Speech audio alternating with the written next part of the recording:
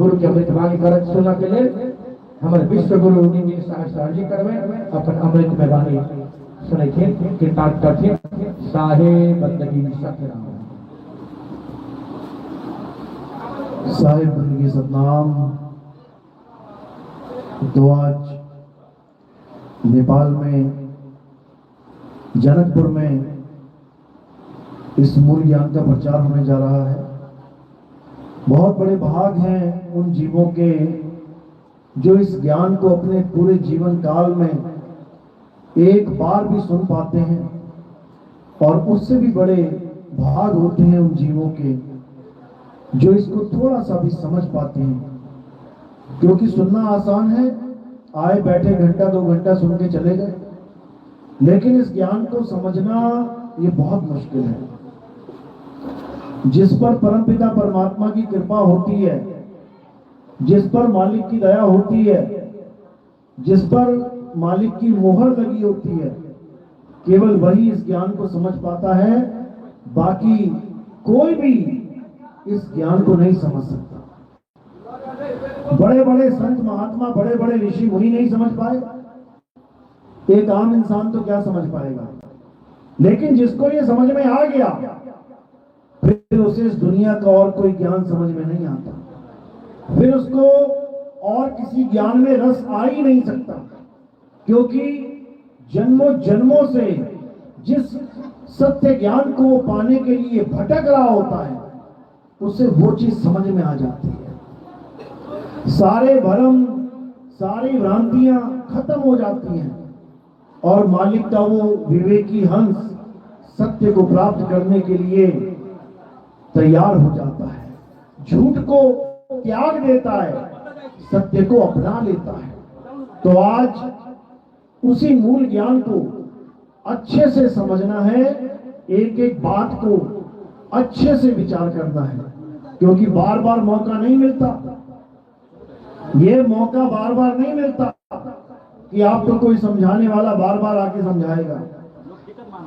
एक ही बार में कैच कर लेना है सारा ज्ञान, ताकि ये जीवन सफल हो, ये आना जाना, जन्म मरण, ये दुख रोग, ये सब खत्म हो, और ये जीव सदा सदा के लिए अपने सत्य स्वरूप को प्राप्त कर पाए। तो आज का सत्संग शुरू करने से पहले परम पिता परमात्मा के नाम पे जयकारा लगाएंगे और फिर सत्संग शुरू करेंगे। बोलिए परम पिता परमात्मा की, सतगुरु बंदी छोड़ कबीर साहेब की जय, सभी संतों की जय, सभी भक्तों की जय, आज के आनंद की जय, इस गांव नगर बस्ती की जय, सत्संग कराने वालों की जय, सतगुरु मदनपति साहेब की जय, दीवान जवाहरपति साहेब की जय, सतगुरु राम सेवक साहेब की जय, सतगुरु बराकपति साहेब की जय, कलीनापुर धाम की जय, सभी संतों की जय, सकल हंस को बंदगी साहेब बंदगी सतनाम सतनाम।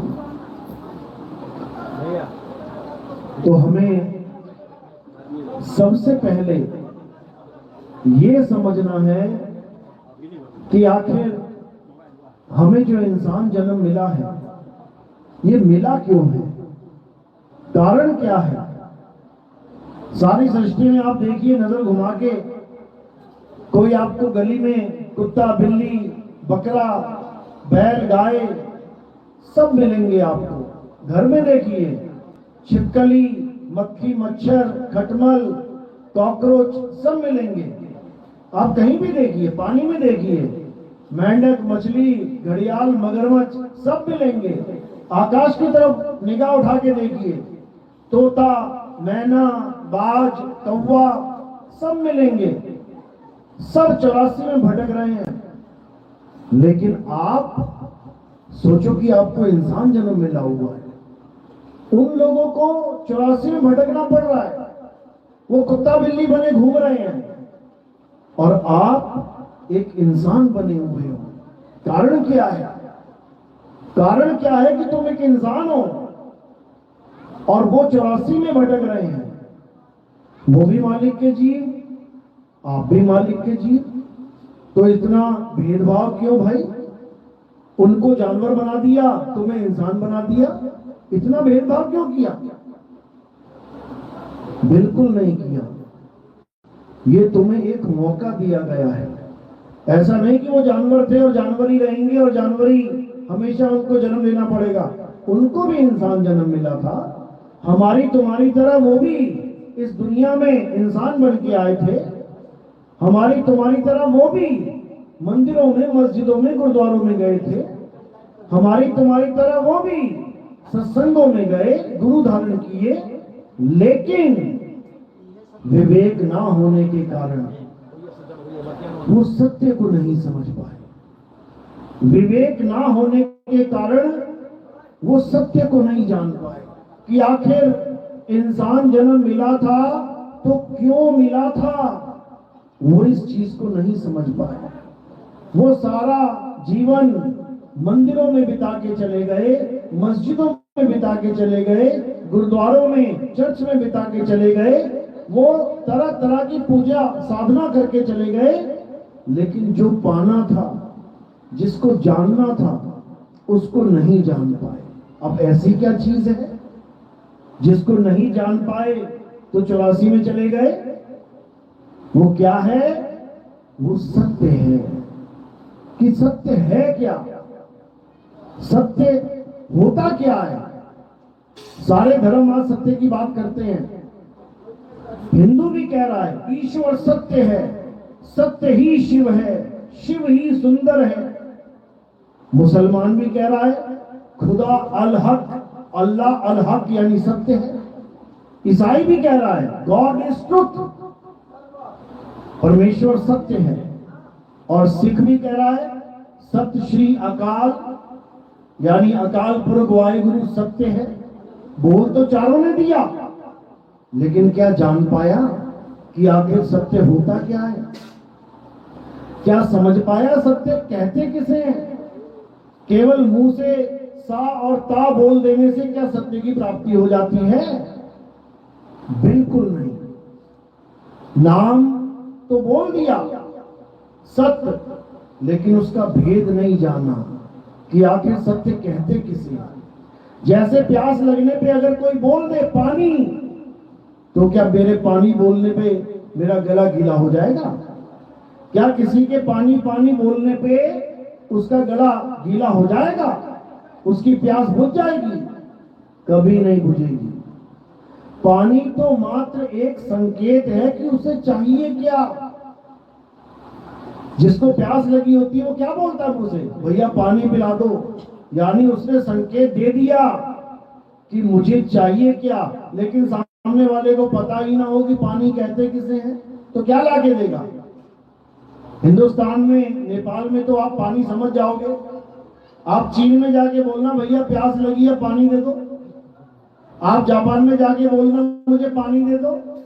आप अमेरिका में जाके बोलना मुझे पानी दे दो। पानी नहीं समझ पाएंगे वो पानी होता क्या है।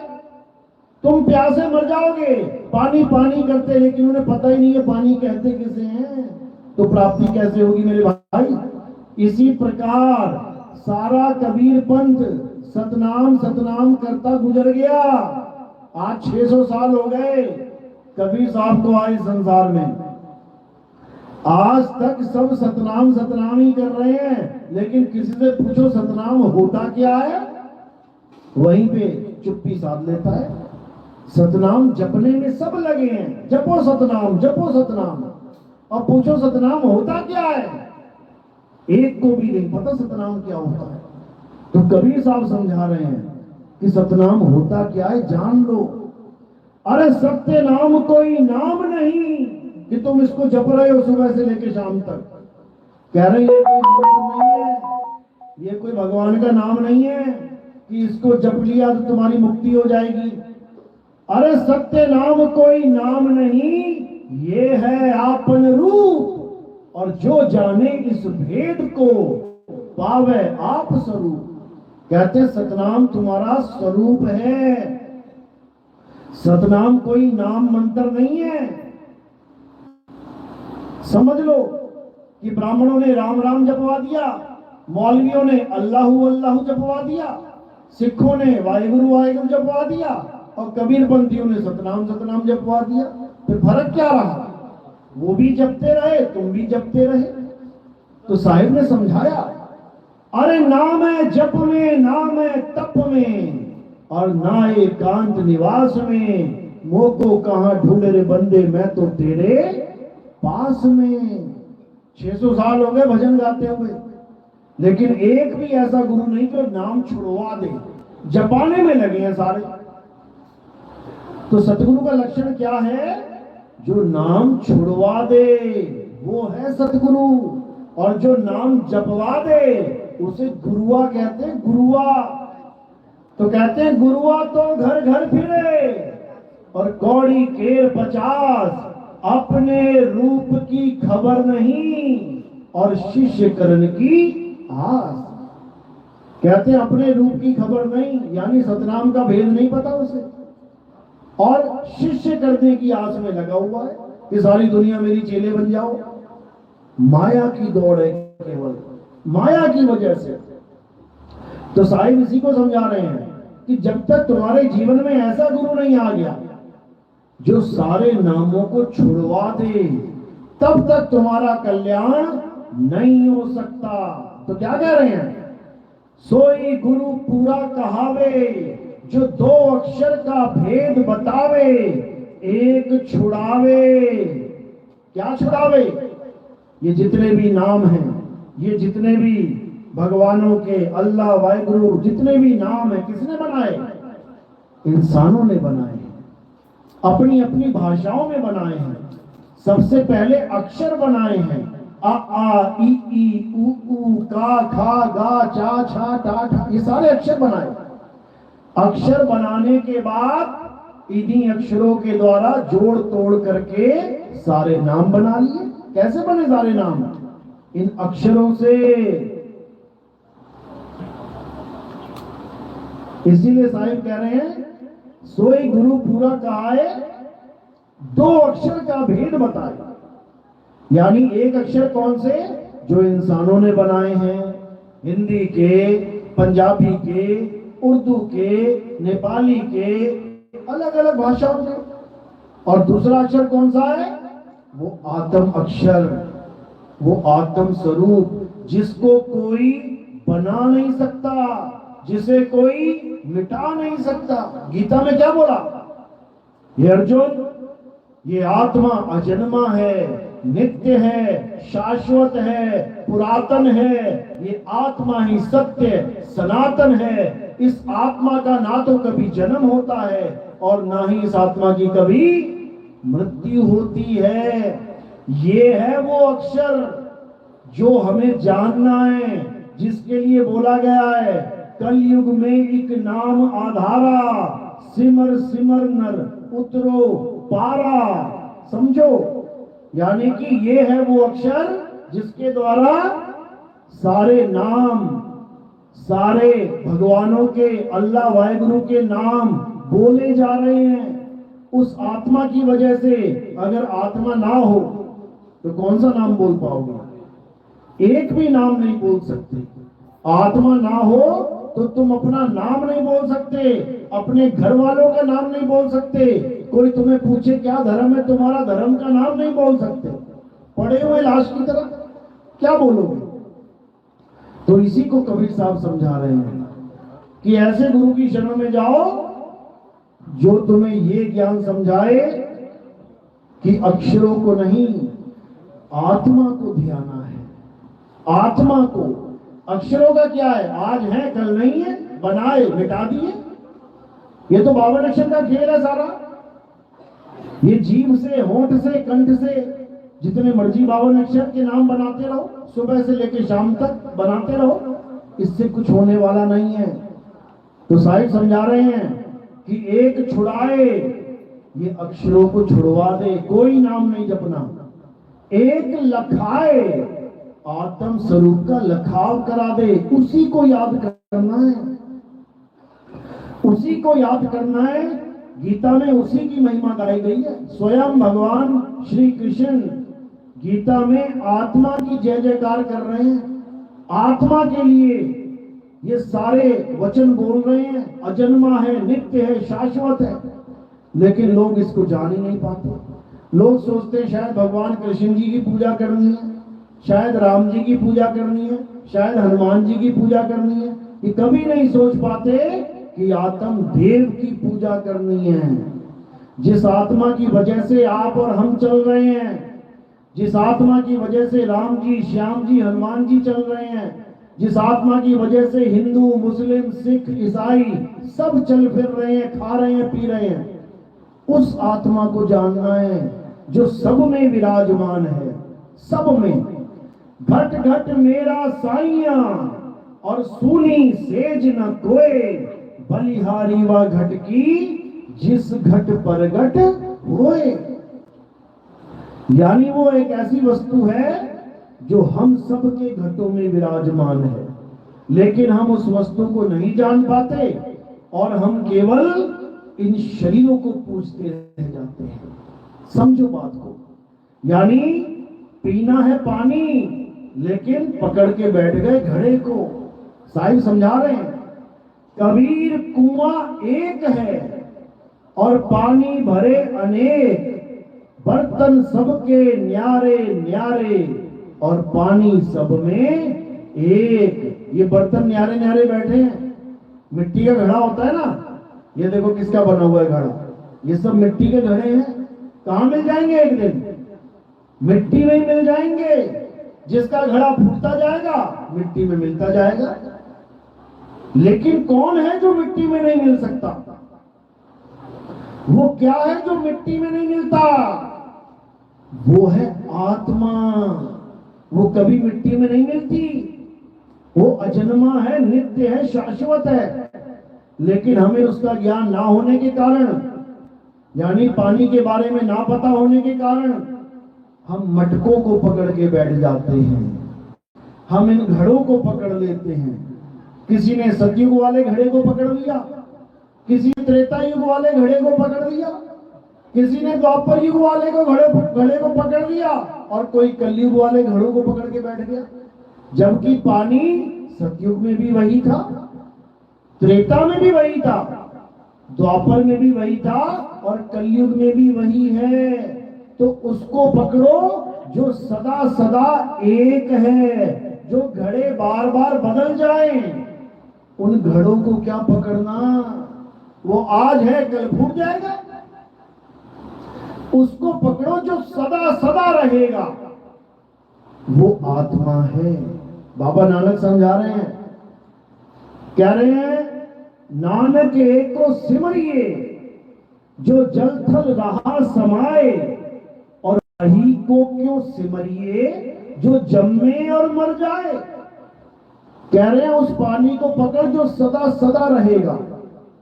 उस मटके को मत पकड़ जो रास्ते में चलते चलते फूट जाएगा। मटका क्या है? ये शरीर है। इन शरीरों की पूजा बहुत कर ली, अब क्या करना है? अब अपनी आत्मा को जानना है। अध्याय 3 17वां श्लोक क्या कह रहे हैं कृष्ण जी? गीता में अच्छे से समझो। हे अर्जुन, जो अपनी आत्मा में रमण करते हैं, जो अपनी आत्मा में तृप्त हैं, जो अपनी आत्मा में संतुष्ट हैं, उनके लिए कोई धार्मिक कर्म कर्तव्य लागू ही नहीं होता। यानी उनको एक बार आत्मा का ज्ञान हो जाए तो उनको कहीं मंदिर, मस्जिद, गुरुद्वारा, चर्च जाने की जरूरत नहीं पड़ती। वो अपने घर में बैठ के उस परम पिता परमात्मा को याद कर सकते हैं, पा सकते हैं। लेकिन भेदी गुरु ना होने के कारण ये किसी के समझ में नहीं आता कि आखिर उसको पाना कैसे। ये काम भेदी गुरु करता है। इसीलिए कबीर साहब ने भेदी गुरु की महिमा गाई है। क्या कहते हैं?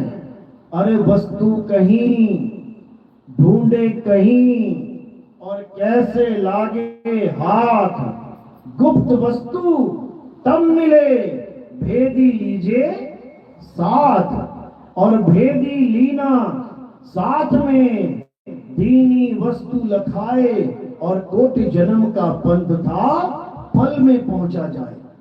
कहते हैं जन्मों जन्म तुम्हारे बीत जाएंगे, तुम कभी सत्य को नहीं प्राप्त कर सकते, लेकिन अगर वेदी गुरु मिल गया तो तुम इसी जन्म में उसको प्राप्त कर लोगे।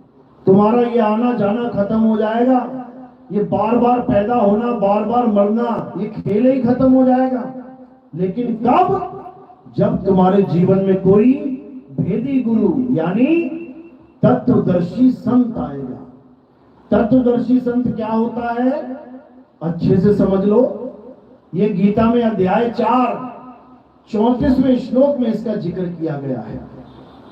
गीता में ये नहीं बोला कि तुम मंदिर जाओ, तुम पत्थर पूजो, तुम भगवानों को अलग अलग आरतियां गा के अलग अलग विधियों से पूजो, ऐसा कुछ नहीं बोला गया है। उसमें क्या बोला गया है कि तुम तत्वदर्शी संत की शरण में जाओ। अब तत्वदर्शी का मतलब क्या होता है, इसको समझ लो। तत्वदर्शी मतलब होता है तत्व का दर्शन कराने वाला, जो तुम्हें तत्व का ज्ञान दे दे। तत्व कितने हैं इस दुनिया में? जो मेन 2 तत्व बताए गए हैं गीता में, वो क्या है? एक असत्य तत्व और एक सत्य तत्व। असत्य तत्व में कितने तत्व मिले हुए हैं? 5 तत्व। ये सारा संसार कितने तत्वों से बना है? 5 तत्व। तो इन 5 तत्वों को क्या बोला गया है? असत्य। और सत्य किसे बोला है? आत्मा को बोला गया है। यानी इन 5 तत्वों से बनने वाले सारे शरीर, चाहे वो किसी के भी क्यों ना हो, वो क्या है? असत्य है। कारण क्या है? क्योंकि असत्य के 3 गुण बताए हैं गीता में। असत्य का पहला गुण क्या है? ये जन्मता और मर जाता है। सबके शरीर पैदा हुए हैं और एक दिन खत्म हो जाएंगे। तो ये शरीर सत्य है कि असत्य? असत्य है। दूसरा गुण क्या है? ये पल पल बदलता रहता है। देखो जब पैदा हुए थे कितने थे? कितने बड़े थे? आज देखो कितने बड़े हो गए। जब पैदा हुए थे तब शक्ल देखना अपनी कैसी थी, आज देखो कैसी हो गई। यानी पल पल ये शरीर, ये शक्लें बदल रही हैं, इसलिए ये असत्य है। तीसरा गुण क्या है?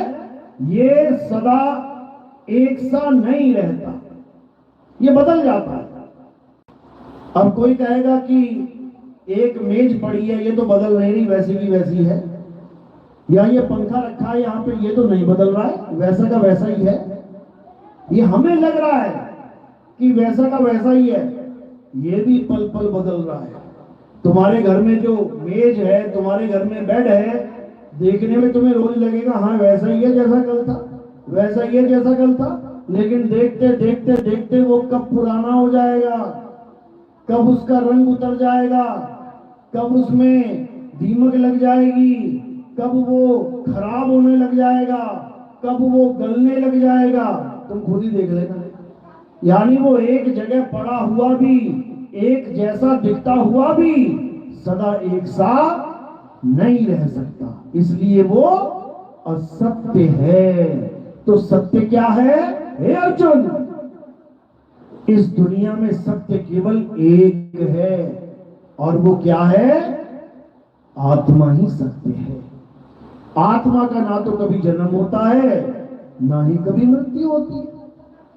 यानी बदलने का तो मतलब ही नहीं है, आने जाने का मतलब ही नहीं है। वो सदा एक सा है, एक रस है, एक रूप है। उसी एक रूप को जानना हमारे जीवन का परम लक्ष्य है। उसी आत्मा को जानना परमात्मा को जानना कहलाता है। बोला भी गया है आत्मा सो परमात्मा, लेकिन कौन जान रहा है इसको? कोई भी नहीं समझ रहा इस बात को। सबके सब अपना जीवन कहां बिता रहे हैं? पत्थरों की पूजा करने में, नदियों की पूजा करने में, पहाड़ों की पूजा करने में, पेड़ों की पूजा करने में, जानवरों की पूजा करने में। क्यों? क्योंकि उनको पता ही नहीं है करना क्या है। इसलिए जैसा उनका मन करता है वैसी पूजा करने लग जाते हैं। लेकिन गीता में यही समझाया है कि ये अर्जुन, अज्ञानतावश ये जीव पूजा तो करना चाहता है, मालिक की बंदगी करना तो चाहता है, लेकिन इसको असली विधि ना पता होने के कारण ये अज्ञानतावश गलत विधि के द्वारा भक्ति करता रहता है और इसको मुक्ति की जगह बंधन प्राप्त हो जाता है। दिक्कत ये है, यानी जिसे पता ही ना हो कि दूध में से घी कैसे निकालते हैं, उसके आगे तुम दूध रख दो, अब उसको बोलो निकाल इसमें से घी, अब वो क्या करेगा? कुछ ना कुछ तो जुगाड़ लगाएगा, कुछ ना कुछ तो करेगा, कभी गर्म कर देगा, ठंडा कर देगा, कभी कुछ डाल देगा, कभी कुछ डाल देगा, हल्दी डाल देगा, चीनी डाल देगा, कुछ ना कुछ तो करेगा वो। लेकिन सही विधि ना होने के कारण क्या उसे वो घी मिल पाएगा? कभी नहीं मिलेगा। वो इंतजाम तो सारे कर डालेगा, लेकिन उसका परिणाम कुछ नहीं निकलेगा। इसलिए क्या करना है? भक्ति करने से पहले हमें गुरु धारण करना है। गुरु हमें बताएगा भक्ति करते कैसे हैं। गुरु हमें बताता है आत्मा की साधना करते कैसे हैं। गुरु हमें समझाएगा कि सत्य तत्व और असत्य तत्व में फर्क क्या होता है। तुमने कैसे सत्य को धारण करना है और कैसे असत्य को त्यागना है। याद रखो, धारण तो करना है, लेकिन त्यागना भी पड़ेगा। दो चीजें एक साथ नहीं होंगी कि तुम कहो मैं गुरु भी धारण कर लेता हूं, आत्मा की भक्ति भी कर लेता हूं, लेकिन मैं पत्थर भी नहीं छोड़ूंगा पूजना, तो काम नहीं बनेगा। समझो, तुम्हारे मुंह में नमक की डली पड़ी है, 8-10 चूस रहे हो, कैसा स्वाद आएगा? नमकीन। अब तुम्हारे मुंह में थोड़ी सी चीनी डाल देते हैं, चीनी भी आ गई मुंह में, अब कैसा स्वाद आएगा? नमकीन। क्यों? क्योंकि तुमने डली नमक की मुंह से निकाली ही नहीं, डली भी पड़ी हुई है और चीनी भी पड़ गई, तो नमकीन ही स्वाद आएगा भाई। अब तुमने नमक की डली मुंह से निकाल दी, बढ़िया से कुल्ला कर लिया एकदम फर्स्ट क्लास, अब तुम जब डालोगे मुंह में चीनी तो तुम्हें कैसा स्वाद आएगा? मीठा स्वाद आएगा। इसी प्रकार सतगुरु क्या करता है? सतगुरु पहले नमक की डली निकलवाता है मुंह से, एक छुड़ाए, पहले छुड़ाएगा, जब देखेगा हाँ सब छूट गया, एक लखाए, तब लखाएगा।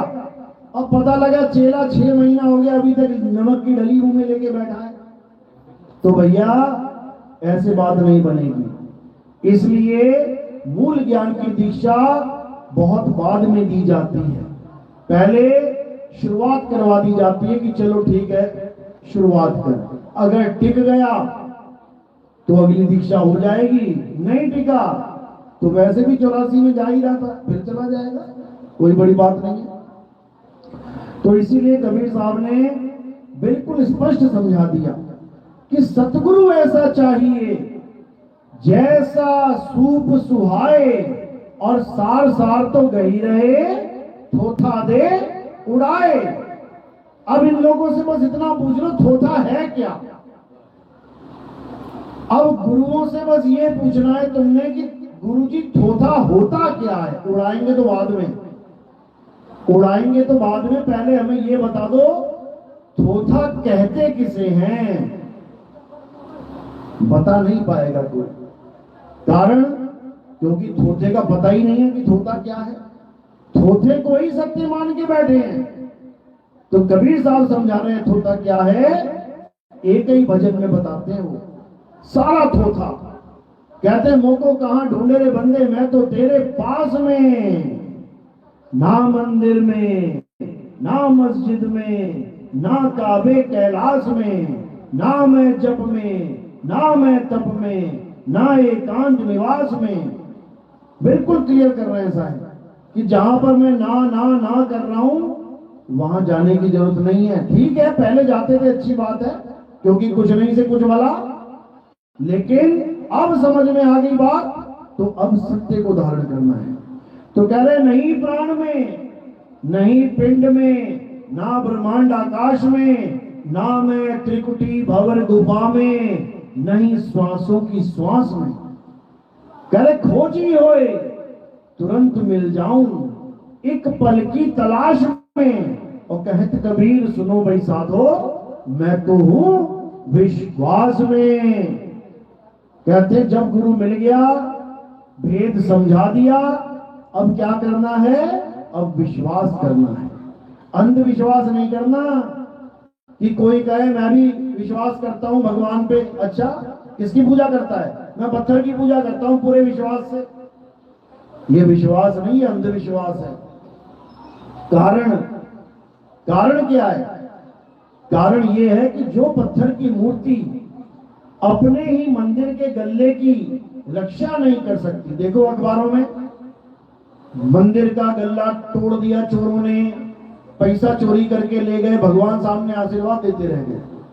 जो अपने गल्ले की रक्षा नहीं कर सकता, क्या वो तुम्हारे घर की रक्षा कर सकता है?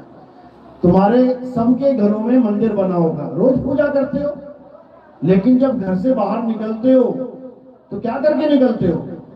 भगवान जी से ये कह के निकलते हो, अच्छा भगवान जी मैं जा रहा हूं, मेरे घर की रक्षा करना, ये कह के निकलते हो? या फिर ताला लगा के निकलते हो? सब अपने घर में ताला लगा के निकलते हैं ना, जब खाली करते हैं घर, जब कोई नहीं होता घर में, तो कौन होता है वहां पे रक्षा करने के लिए? ताला होता है लोहे का। घर में भगवान है, लेकिन फिर भी किसी को विश्वास नहीं है कि भगवान मेरे घर की रक्षा करेगा। विश्वास किस पे है? वो 50 रुपये के लोहे के ताले पर। उस ताले पे विश्वास है कि ये मेरे घर की रक्षा करेगा, जब मैं वापस जाऊंगा ताला लगा मिलेगा। इतना विश्वास करते हैं हम एक ताले पे, लेकिन भगवान पे विश्वास नहीं करते कि अंदर 15 मूर्तियां पड़ी हैं, पूरा परिवार बना रखा है भगवान जी का, लेकिन पूरा परिवार मिलकर भी एक चोर को रोक सकता है क्या? सारा माल उठा के ले जाएगा वो। तो इसको अंधविश्वास कहते हैं। तुम एक घर के मेंबर को रहने दो, तुम्हारे 5 बच्चे हैं, सबसे छोटा वाला बच्चा 15 साल का है, तुम 15 साल वाले बच्चे को घर में रहने दो, अकेला रहेगा वो, ताला लगाने की जरूरत है क्या? ताला लगाने की जरूरत है? यानी तुम्हें 15 साल के बच्चे पे भगवान से ज्यादा विश्वास है।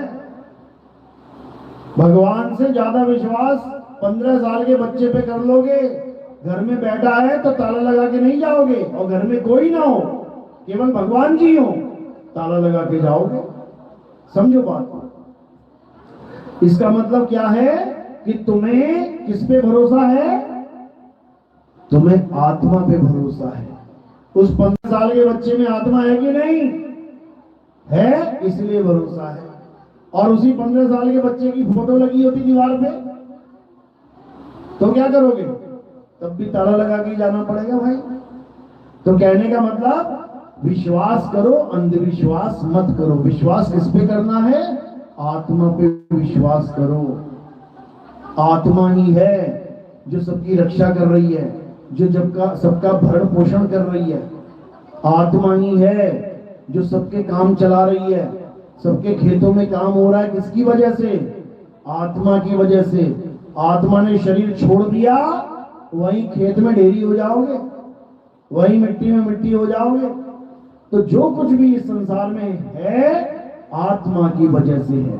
इसीलिए कृष्ण जी बार बार गीता में आत्मा की जिक्र कर रहे हैं कि जो कुछ है वो आत्मा ही है। इसीलिए बार बार तत्वदर्शी संत का जिक्र कर रहे हैं कि संत के पास जाओगे तुम्हें आत्मा का ज्ञान समझा देंगे, उसके बाद तुम कभी शरीरों के चक्कर में नहीं पड़ोगे। उसके बाद तुम ऐसे भगवान के चक्कर में नहीं पड़ोगे जो आता और जाता है। फिर तुम उस भगवान को जान लोगे जो आता जाता नहीं है, जो सदा तुम्हारे पास है। आवे ना जावे, जन्मे नहीं मरे, सो निज पीव हमारा हो। हमारा पीव कौन है? हमारा परमात्मा कौन है? जो आता जाता नहीं है, जो जन्म मरण से रहित है।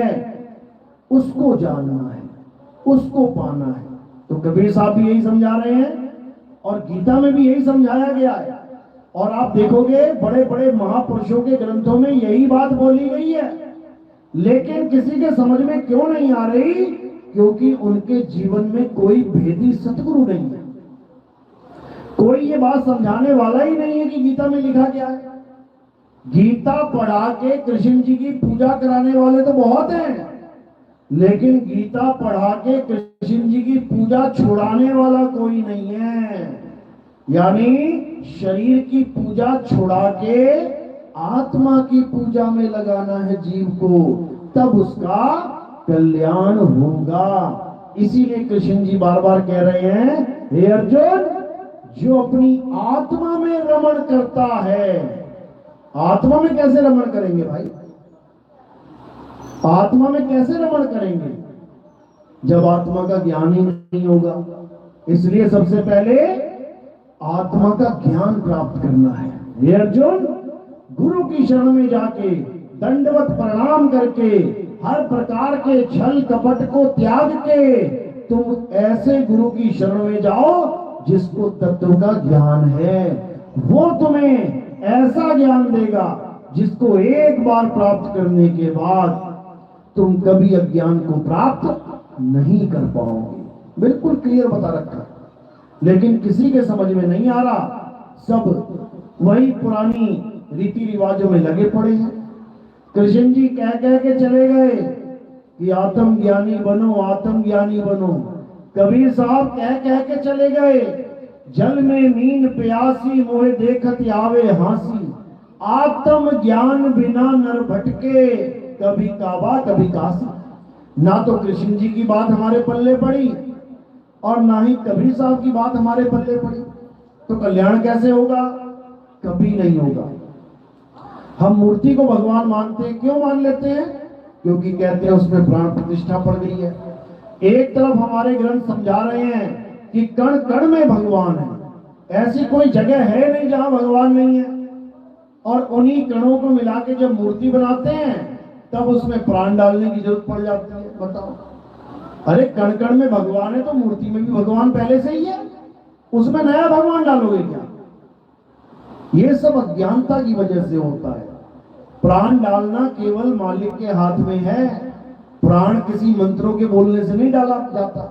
अगर प्राण ऐसे डलने लग जाएं तो जिसके घर में कोई बच्चा मर जाए, मां मर जाए, पिता मर जाए, चले जाओ प्राण डलवाने।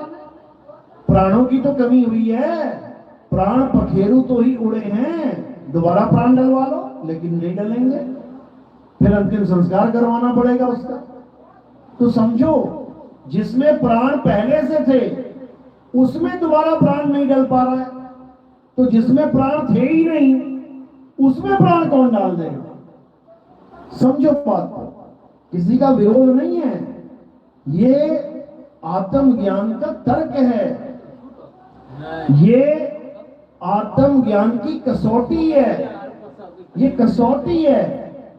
कसौटी का मतलब परीक्षा। अगर परीक्षा नहीं लोगे तो कोई भी कैसा भी सामान चिपका के चला जाएगा तुम्हें। दुकानदार नोट भी लेता है ना, सरकार छापती है नोट, फिर भी 2 बार घुमा के देखता है, नकली तो नहीं है कहीं।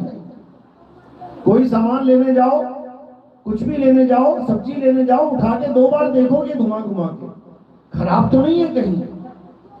कोई भी सामान लेने जाओ, दूध लेने जाओ, दही लेने जाओ, चेक करोगे, नकली तो नहीं है कहीं, मिलावटी तो नहीं है कहीं।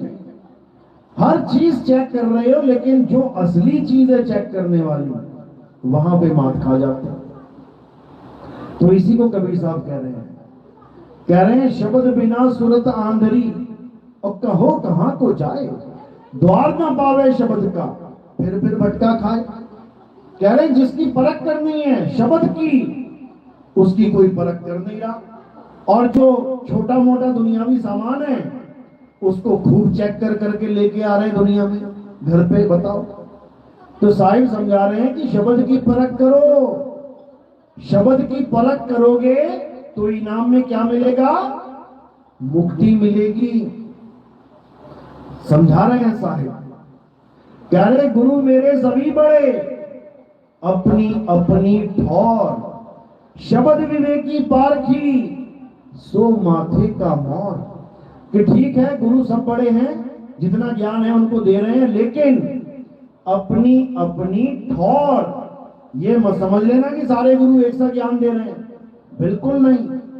कोई तुम्हें आंगनबाड़ी में पढ़ाने वाला गुरु मिला, कोई तुम्हें पहली क्लास का गुरु मिला, कोई 5वीं का मिला, कोई 10वीं का मिला, कोई 12वीं का मिला। सबकी पढ़ाई एक जैसी नहीं है भाई, कोई इतना पढ़ा रहा है, कोई इतना, कोई इतना। तो कह रहे गुरु मेरे सभी बड़े अपनी अपनी ठौर, शब्द विवेकी पारखी, जो तुम्हें शब्द की परख करना सिखा दे, शब्द का विवेक करना सिखा दे, सो माथे का मोर। वही तुम्हारा सतगुरु है, वही तुम्हारे सिर पे मोर की तरह बैठेगा।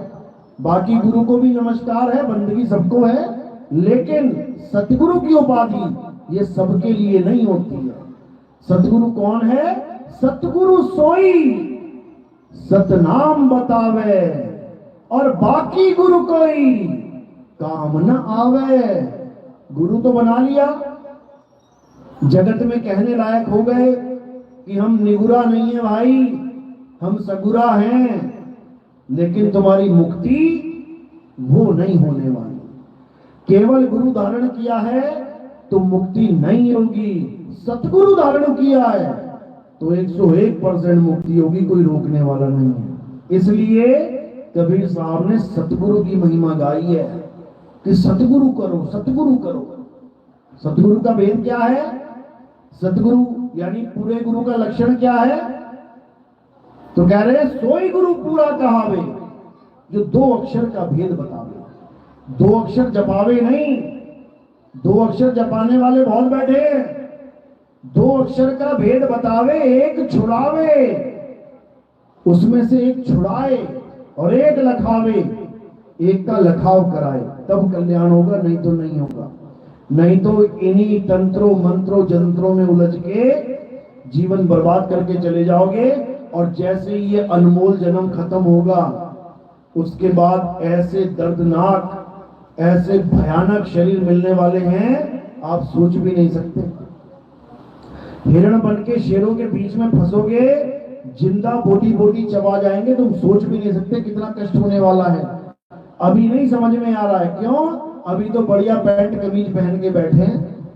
उसके बाद जितने भी जन्म मिलेंगे ना, एक भी कपड़ा अंग पे नहीं होगा, नंगे घूम रहे होगे गलियों में, नंगे घूम रहे होगे जंगलों में। दिखा दो इंसान के अलावा किसी और को कपड़ा मिला हो संसार में, अगर किसी को पहनाया है इंसान ने पहनाया है, नहीं तो दिखा दो कौन सा जानवर पैंट कमीज पहन के घूम रहा है। हालत खराब हो जाएगी। ये आखिरी मौका है, समझ लो। और इंसान जन्म है कितना? 70 साल एवरेज है।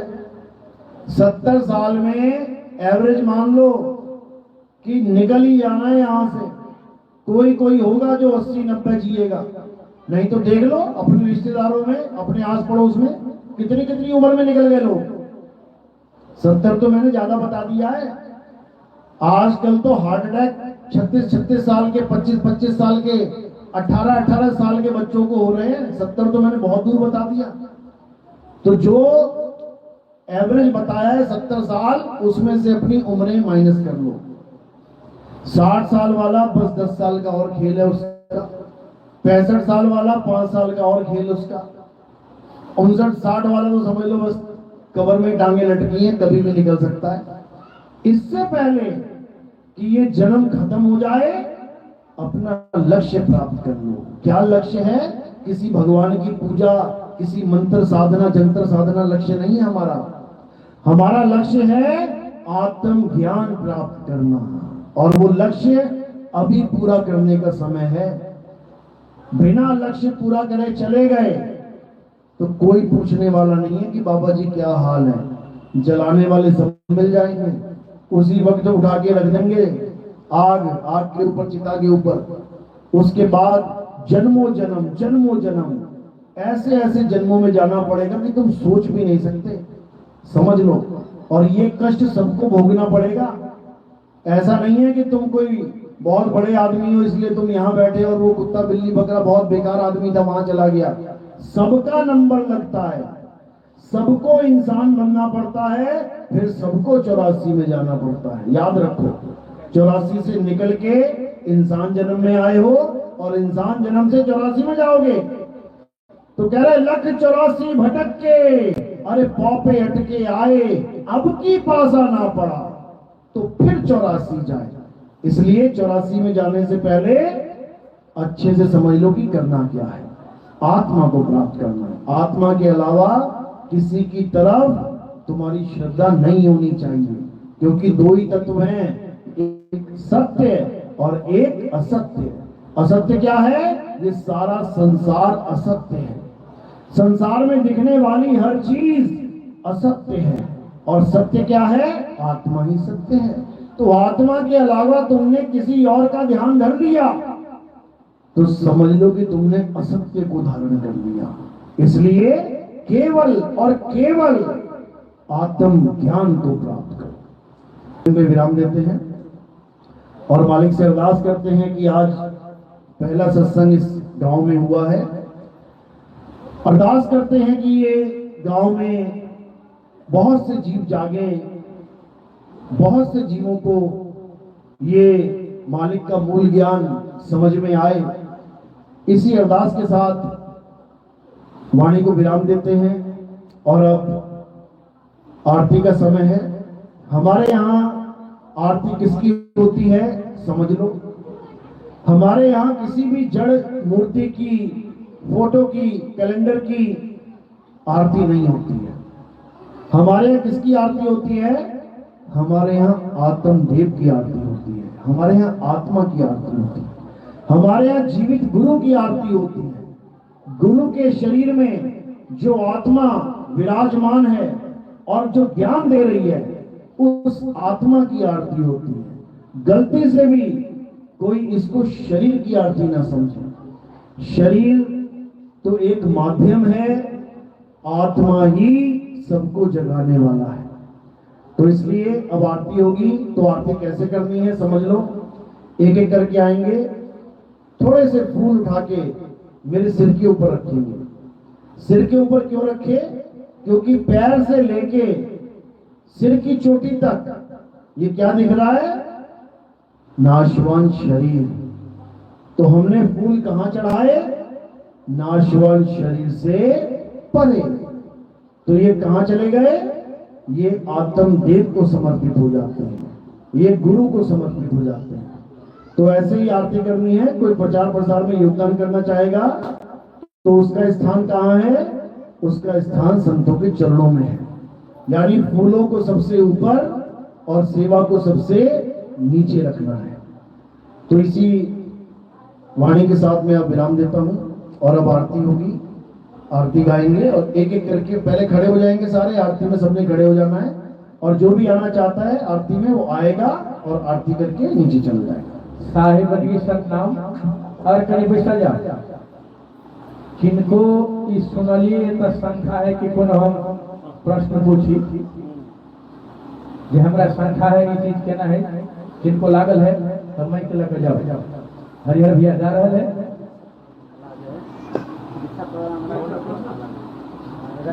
जिनका चित्त बुझलिए, जे चित्त बुझलिए तो नाम दीक्षा के कार्यक्रम से हो।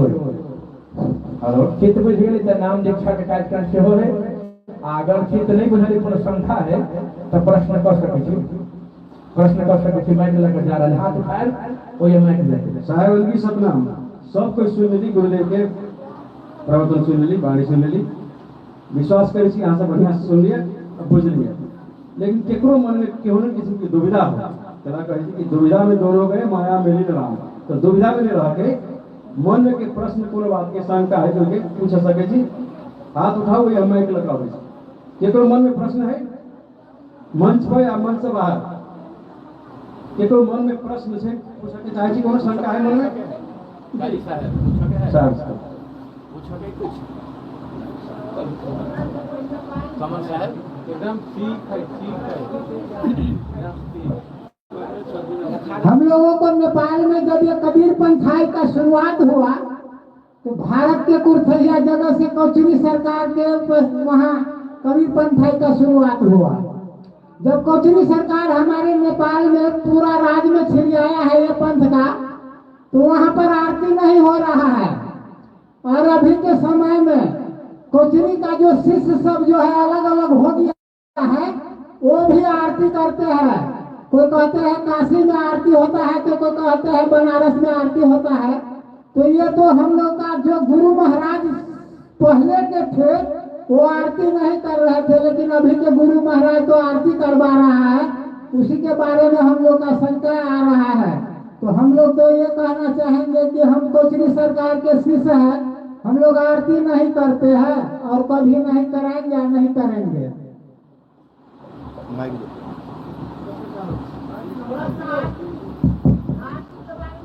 साहिब की सतनाम। में साउंड डाउन है, साउंड डाउन, माइक में sound down. Hello hello. Sahib की सतनाम। यही दे दो माइक दो। माइक दो, ये माइक है, दूसरा माइक, दूसरा दो लो। तार वाला में तो लड़का में दोनों साहिब की सतनाम।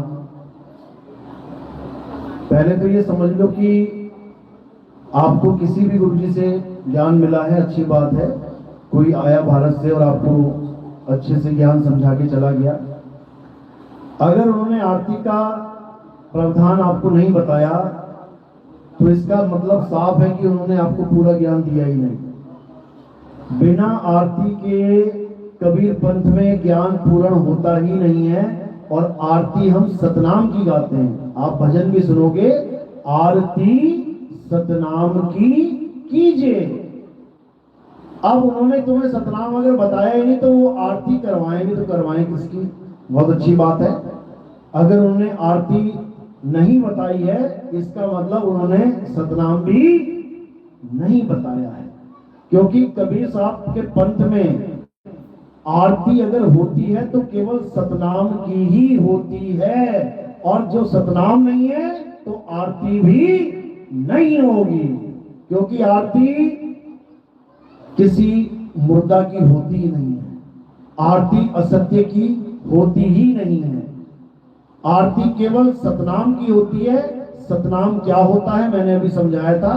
सत्य नाम कोई नाम नहीं, ये है आपन रूप, और जो जाने इस भेद को पावे आप स्वरूप।